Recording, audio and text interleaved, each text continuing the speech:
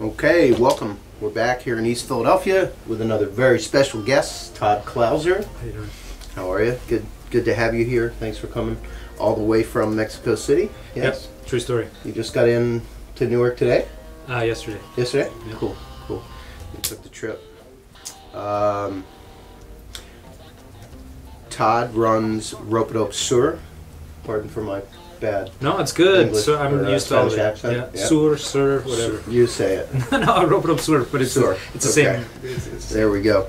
Which is an imprint that is distributed through Ropeadope and operates out of Mexico City. You've had some really interesting releases. You want to talk about that first?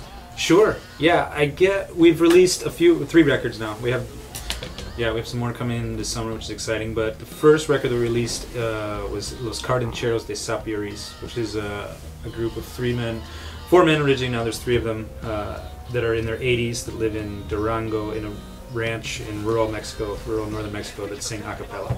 And to me, it's sort of like a Mexican Delta blues, Mexican gospel music. It's fascinating. Yes, totally. It's very. I mean, it's almost like this old Alan Lomax field recordings that you get Yeah. in south of Mexico, Yeah. and I love it. I love it. It's just really honest music, really deep, really traditional music. Authenticity is a word that it's overused, but you can Right. just feel it right away. Yeah, I it's mean, like a real thing in Yeah. a world where everything's just kind of flying around. Right. These You guys don't have know what's no real. idea or interest about anything to do with music industry or even making a record and trying to sell it. You know, this is what they do. They've sung these songs for 60 some years of their life, and they live in this town called Sapieris. Yeah, it's a beautiful experience. Very grounding for me, and like connect to kind of what I love about music, why I started doing it. It was also interesting to me because they're ranchers, right? Yes, they are. They Yeah, live and I as don't- farmers. Yeah. We think of Mexico for farming, but not as much ranch. Right. And are they near Mexico City? No, they're. It's like maybe 1,200 miles or something north. So, Okay. Yeah. Is that closer to the Gulf? It's closer. It's in between Mexico City and the border, so maybe halfway in between. Mexico City and the U.S. Yeah. Okay, gotcha. So it's like maybe the Iowa of Mexico. The Iowa of Mexico. I went down there once when I was 19. Maybe not to that spot, but it was Victoria was the state, I think. Okay. Is there a state Victoria or a city No. Victoria? There's a city Victoria. City Victoria in Tamaulipas. Yeah. Yeah. Tamaulipas, yeah. That's it. Tamaulipas, yeah. Okay. Same story. Yeah. Again, No with worries. my accent. We were supposed to learn Spanish in the car on the way to Durham in 8 hours last week, but we didn't do it. We didn't get it. We procrastinated. And it was that. It was rancher. You know, Yeah. it was very, very real, and I never knew. And you still really don't see that, but those guys, yeah. Yeah. A beautiful record. Yeah, it is. Yeah, beautiful. We'll put that in the credits. Yes. Make sure to check that out. And then we released a record from Lali Molina, who is a Argentinian singer-songwriter. She's younger. She's not in her 80s. I just saw your video. Oh, Did right. you just finish that? Yeah, we just did it. Yeah, like a month ago or something like that. It just came out the other day. Pale Blue Eyes, Velvet Underground. Yeah. An awesome, amazing song. Yes, that is an amazing song. Yeah, so I've been playing some with Lali, which is awesome. She's amazing. She's an amazing guitar player, great songwriter. Her songs are in Spanish, but she sings and speaks English perfectly as well. So yeah, starting to do stuff together, which is exciting. And she tours. I mean, she tours a ton. She's like, I don't know, kind of famous, I guess, in Argentina. In Argentina, Yeah. As a pop singer there, would you call it? It's kind of or folk singer? maybe earthy, sort of. Yeah, in between folk pop, something like that. Yeah. Nice. Yeah, it's hard for me. I never have any idea what anything about a genre is anymore, so I'm very removed from it all. Yeah, we're getting pretty confused over here too. I want to go back because usually I start off the show, but I kind of was thinking about something different. I'll start off with how we met. We already talked a little bit about how you got to Ropeadope. And we talked about it in a previous Ropeadope TV episode, so I'm not going to go there. But I think we first met in person in Minneapolis. I think so. I remember you coming to Minneapolis, and we went and met some other artists, and we hung out. I don't know if we had met in Philadelphia before that. I remember playing one thing in Philadelphia with DJ Logic that you guys organized. I can't remember that was before. Came down. Right. Was that it poured rain that night. I think it was, so. Like, poorly attended. Y- And I think it might be the night that I just kind of gave up trying to do anything in Philadelphia. No disrespect. It's changing now, but it was really difficult. Like if it rains in Philly, people are like, "Dude, just stay home." Yeah, I don't remember all these. I just remember DJ Logic because it was exciting for me at that point to be on a bill with him. So. I do. I just now that I do have my I love Philly shirt on, so and dissing Philly at the same time. Minneapolis was fascinating to me when I came up. Yes, it's a great town. I'd say Minneapolis is a great town. And you're from there? Yes, from there. Born in Kansas City and grew up in Minneapolis, and yeah, I still love going back there. I've been in Mexico City 5 years now, but love going back to Minneapolis and play. I play there on this Monday with Billy Martin and some friends from Minneapolis. So. Yeah. So how did you become connected? So you're connected with a lot of legacy Ropeadope artists. So how did that? I used to take classes with Medeski, with Billy and John. In New York? Yeah. Yes, in New York. Yeah. Oh, cool. Yeah, I studied with them, and then they kind of became friends, and then I kind of weaseled my way into playing gigs with them, and now we play a lot together. Gotcha. You collaborated your way into playing gigs. Totally. And Stephen Bernstein as well, right? Yeah, Bernstein even before John and Billy. Yes. Yeah. Stephen Bernstein. Like total, hero to me, mentor. Yeah, and wonderful man. Mm-hmm. So the third record then? The third record is Malcisne, who's a bass player, recently just moved to Montreal, but from Mexico. And it's sort of like I guess, post-rock is what they told me I was supposed to say. Post-rock? Yeah. Okay. I don't know. I like that term. I don't know what that is. Yeah. I mean, we need some older guys to leave the scene first, but right. Yeah. No, they're all back now, man. No, it's like this is their time again. Yeah. One last gasp. Yeah. The rock guys. I remember when we did that. You sent that record in, and we were getting the information on get the artist registered, and I said what's his address, and you were kind of like, he's nomadic. Yeah. Right. Don't worry about a physical address. I really enjoyed that record. Yeah, it's a cool record. I do forget to go back to it, but now I remember it. Super cool. We'll put some of that music on this. Yeah, it's produced by Hernan Hedge, who's a partner in Ropeadope Store with me, and he's an awesome, amazing producer. Has a studio in Mexico City, like a lot from my place. We do a ton of stuff together. But he produced that Malcisne record, so there's lots of Hernan in there. Let's talk about that. Hernan and Aaron. So how did that band come to be? Just kind of by being out playing, and I met the right guys. I moved down to Mexico, and I was playing nightly in kind of more jazz-ish situations, and I started to just meet people, and I went to Guadalajara to play with this band called Trocker, and Bernstein actually. We toured with Bernstein. I asked somebody, man, who should I play with in Mexico if I really want to do our own thing? And they said, well, you should write to Hernan Hedge. This guy, he's a crazy drummer, and he plays a ton of projects, and very restless, wild guy. Nice. So that sounds like the guy.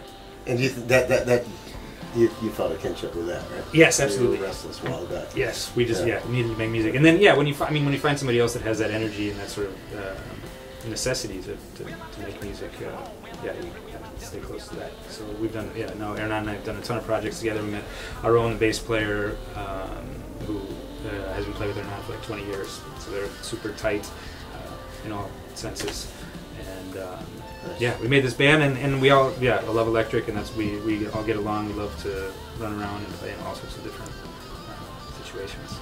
We get a lot of unique, obviously, an independent record label, and especially with how we're not dead center in any genre. We're just kind of on the fringes. We get a lot of really interesting characters, but you fascinate me more than most, because you don't seem to fit any.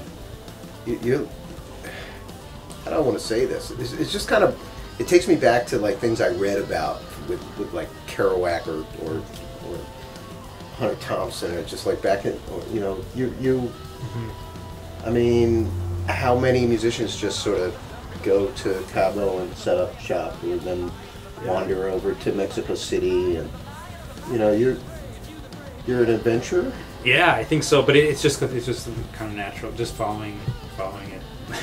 Following a thread? Yeah, I mean, just really, I think just wanting and needing to play music. I know that sounds very simple, But some people do that in like a 10-block square area in Greenwich Village. Yes, for their entire lives. Yeah, that's no very disrespect. True. They're good players. Yeah, great. Yes, it's just different, right? Yeah, it's just and I think it has something to do with what I wanted to do with music, what I find fascinating about music, being able to really connect with different people, different cultures, people with different perspectives, people that are going to challenge me, like challenging myself. If we make a jazz-ish record, sorry for that term, jazz-ish, but we've done it and it's okay. Cool, it's fun to go play, and then it's like I want to do something different, right? Musically, and sometimes that requires playing with different people, trying to totally different new approach, living in a new city. Right. To further illustrate that, I want to say that, we talk with artists who travel the world and we talk about their worldview and how that shifts. But this is even a step further, because I feel like those folks travel the world, but on a tour plan. Right. And they stay at the gig hotel. Mm-hmm. And they might go out and wander around and have food in a place and meet a few people around the gig. But they're not just like kind of wandering into a city that they hadn't, right, and decide to live there, yeah, and play with the cats who live there. So, just respect. That's all I can say. And I think that those folks come back and inform us about how to not be nationalist idiots. Right. So you have even more to bring to inform people about how to be a world citizen, because you're doing it. Right.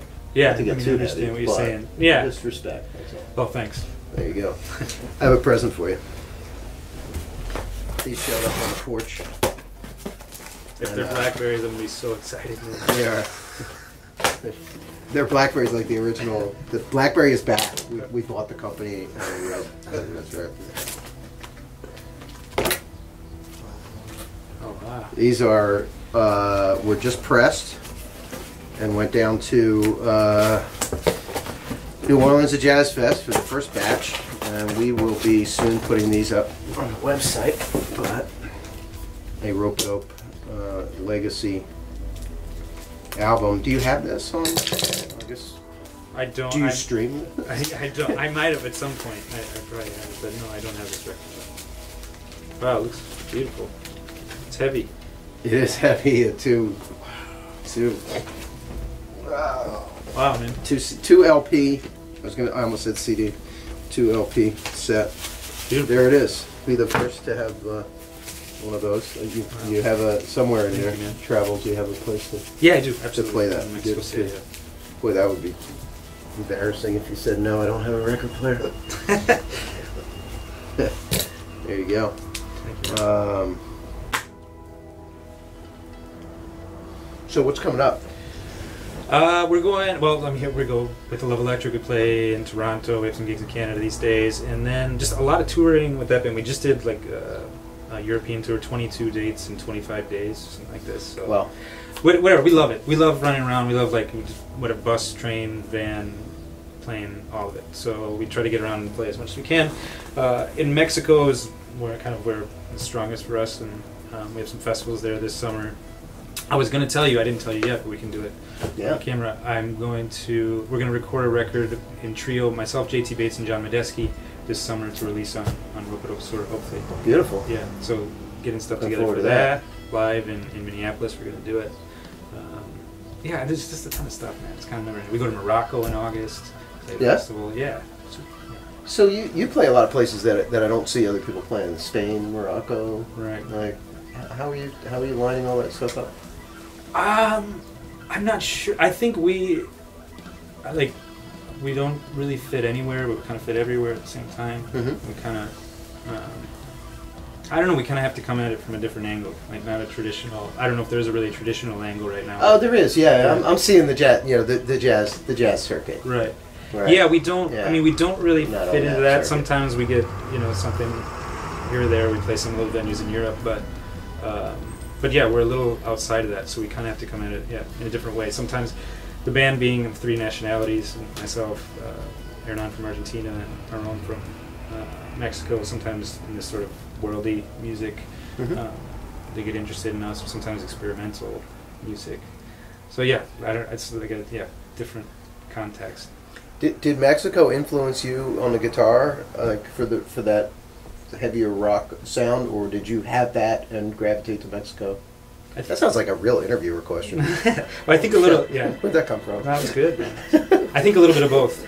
You know, that sounded like a real interview. For a minute answer. there, I felt almost professional. I was going to give it up. No, I think a little bit of both. I think in Mexico City, there's like a serious. I mean, it's 28 million people there, so there's a serious energy and kind of an aggressive energy, frenetic energy that you kind of absorb a little bit living there. But I mean, I grew up listening to rock music. What better than the guitar to? Yeah. Yes. To represent that, right? Yes. Fascinating. Want to talk about politics? Sure. This is something that's been in your work for a while. Right. We talk about. I feel like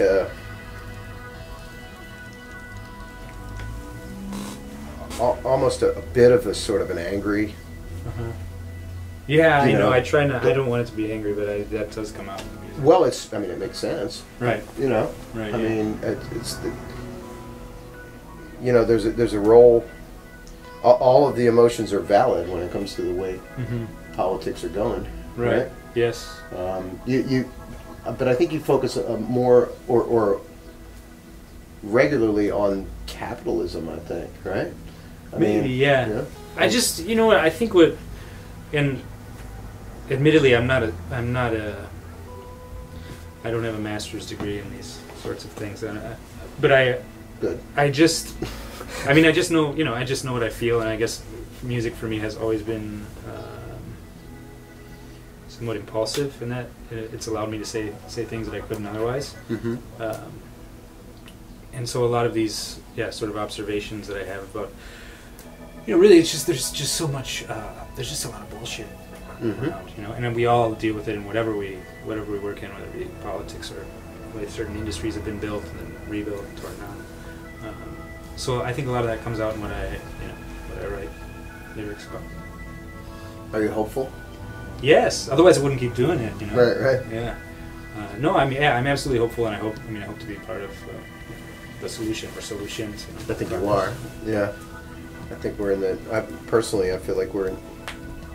It's good to call out that stuff. I think that the way the system works, capitalism, consumption, politics, government all goes hand in hand in a certain way, and then we're all complicit. Maybe unintentionally complicit, but you kind of call it out, and you're like, "Hey guys, this is bullshit right here. Yeah. It's ludicrous. What are we doing?" It's important. Yeah, I try, and then I'm guilty of it too. So it's all are. hard. Yeah, right. There's a lot of we're all kind of no saints around. Can you set that down? Sure. Thanks. But yeah, I mean, I like taking on with music. I like taking on kind of bigger subjects because I think music has always had that weight to me as a listener. So I try to. It hits for me. I mean, I grew up in the rock and roll era when politics was a thing. Right. Yeah. And it was actually fashionable to resist. Right. And then it became commercially viable exactly. to resist. And it started downhill. I know, it's interesting how that works. Yeah. Yes. I mean, I think just sort of frustration at feeling like being manipulated and then not wanting to be a manipulator in the same way that I am manipulated. It's sort of fascinating. Who on the, so I mean, we've talked about the jazz side, but who on the, on the political music or whatever you want to call it, resistance music, who were your inspirations? Who? I think it's totally cliche, but growing up in Minnesota is Bob Dylan, I listened to a lot of Bob Dylan records. That's a good one. Yeah, that's a great one. What's your favorite Bob Dylan album? That's a horrible question. Yeah, I mean, Blood on the Tracks, but there's all these all these the bootleg series records are although a lot of times they're pieced together from different shows and this sort of stuff are just beautiful. A lot of these live performances and some of the outtake stuff. The Basement Tapes is my favorite album of all time. Is that right? Okay. And not just for. I mean, obviously, Blood on the Tracks is a better record in a lot of ways. and especially in that personal way and in perfection. But I read part of Graham Marcus's book. Have you seen that, Invisible Republic? No. Where he claims that Bob Dylan single-handedly reclaimed Weird America with that album, with the Basement Tapes, by playing old, bizarre folk songs that, had been, everything had kind of been whitewashed. We're on the other side of that, so we don't see how America was like sort of carnival style, real people, and then everything funneled into, with Elvis and others, just sort of a whitewashed version of America, which apparently everybody wants to get back to. Yeah, or not everybody, apparently half the country wants to get back to this mythical place that really never lasted that long. Right. The Basement Tapes was just strange, it was just odd. Yeah. I mean, even the picture on the cover was just, they're in carnival garb, with a flame thrower or something, like a sword swallower or something, just some weird stuff. Yes. And the songs don't make a lot of sense. Right. But they make all the sense in the world. Right. Yeah. Yeah. Yeah. Nice. So Bob Dylan. Yes. We can talk all day about Bob Dylan. Yeah. No. Yeah. That would be the big one. Yeah. Of course, there's a lot more to say there. And then maybe reading a lot of the beats. You mentioned these guys, Burroughs. So not just musical influences, but a lot of I think the social conscience and critique. Maybe not always in the fashionable way, but in kind of questioning. Burroughs is. You've read extensively? Yes. Yeah, I've only scratched the surface there. I'll have to get back to that. Yeah, man. I mean, he's an amazing writer, and then, of course, then his persona, and his history. He lived in Mexico City for a few years. Shot his wife in the head there. Yes. Totally. Yeah, just wild. Wild stories. A real character. Absolutely. Yeah. Did you ever hear the Bill Laswell album, Material Hallucination Engine? No, I haven't heard that one. No. I'm gonna play it right after. Burroughs is on that record. Oh wow! Yeah, that's awesome. I just listened to a Laswell record the other day with Master Musicians of Jajuka from Morocco. Yeah, it's worth checking out too. But those guys were also Burroughs used to go there and visit them in Morocco, and there must be some sort of connection. As we spend a lot of time these days with the internet, now that all the information is available, context is lost. And it's good to talk about this stuff, and it kind of sets me back on the connect the dots for this stuff. Right. It must appear so random to certain people who didn't at least have some experience with it. Right. But you're kind of you're here. Yes. You're still keeping that tradition and connecting back to it, and it's good to kind of I feel like the internet just took all of the your entire scrapbook of human history and just went like a helicopter landed on it, and suddenly it's just everywhere. And now you're like, what? We're looking for the pieces. So you've obviously got a connection to all of that. Yes, playing it. But I'm as confused as anyone now. I can introduce you to a couple of folks that might be more confused than that. Yeah. Just go down to DC. We're good. Yeah, right. So let's run it down. We're coming to the end here. The next record out on Ropeadope Store.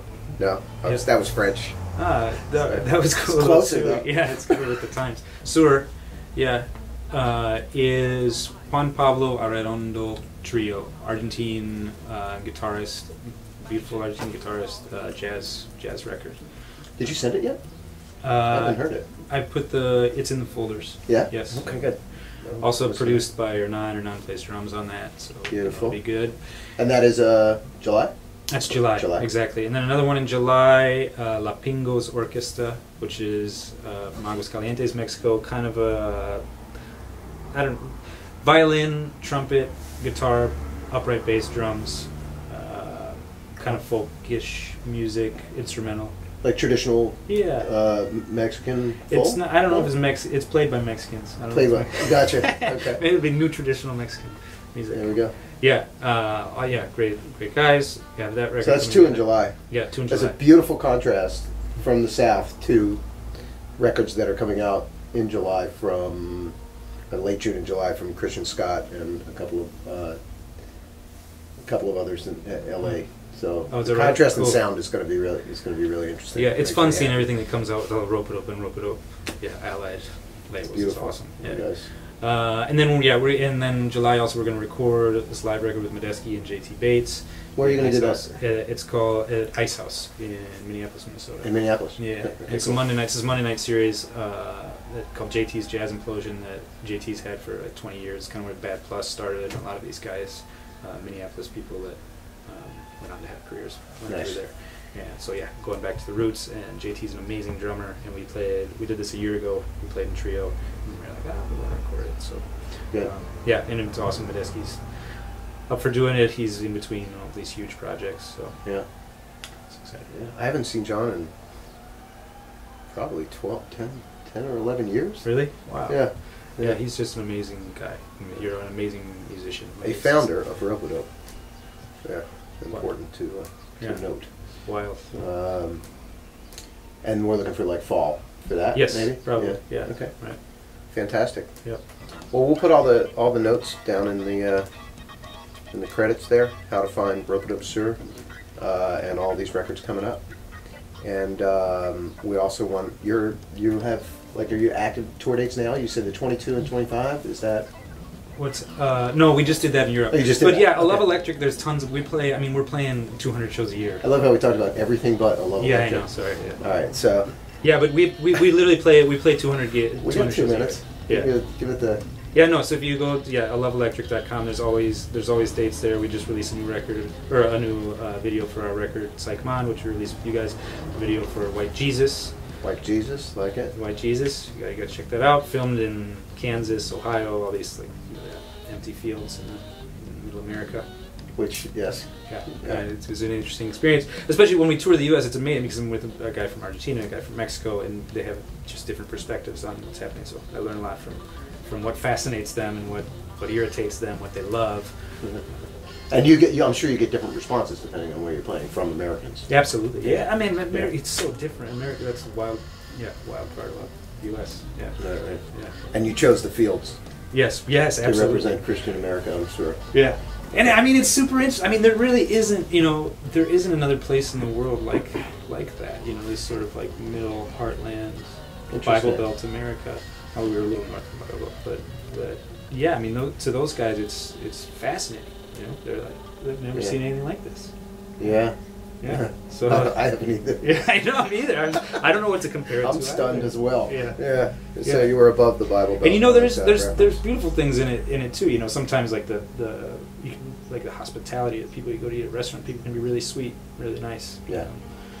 So it's not all kind of a negative judgment, but Yeah, I mean that's fair to say because I lived on a farm for 20 years, raised my family Right. On a farm not too far from here, about an hour, but it was very rural. Right. And it was the tractor would come by in the morning. And, if you didn't get out before the tractor, you had it right. behind it, and people lived a certain distance away. And there was a commonality about how to treat each other.